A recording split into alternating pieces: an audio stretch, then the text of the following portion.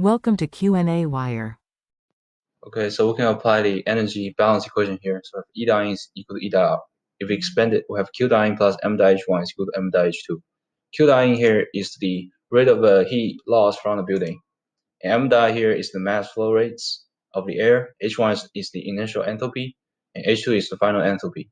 So therefore, we have Q dot in is equal to M dot times H2 minus H1. And when H2 minus H1 can be equal to Cp times T2 minus T1.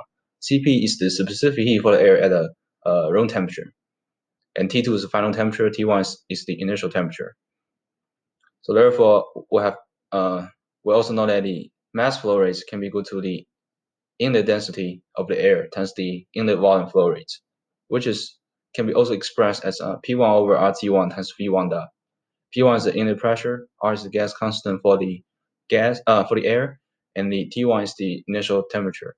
So eventually, you have Q dot in is equal to P1 times V1 dot over RT1 times Cp times T2 minus T1. So we know the inlet pressure is 95 kilopascal. The inlet volume flow rate is 60 liter per second, which is 0.06 meter cube per second.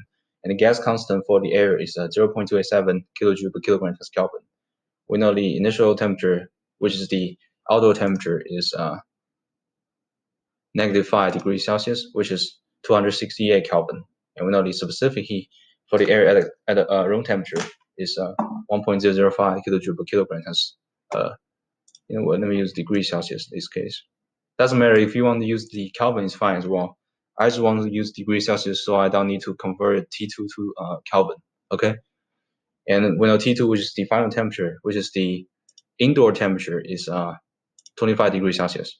So now let's plug in back to the equation to determine the heat loss rates from the building. So we have Q dot in is equal to 95 kilopascal times 0.06 meter cube per second, and then times 1.005 kilojoule per kilogram times degrees Celsius, and then times 25 degrees Celsius minus -5 degrees Celsius, and then over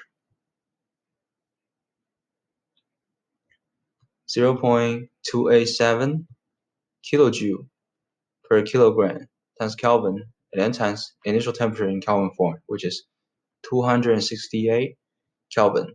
And this will give us the heat loss rate from the building is about 2.234 kilowatts. And this is the answer for this question.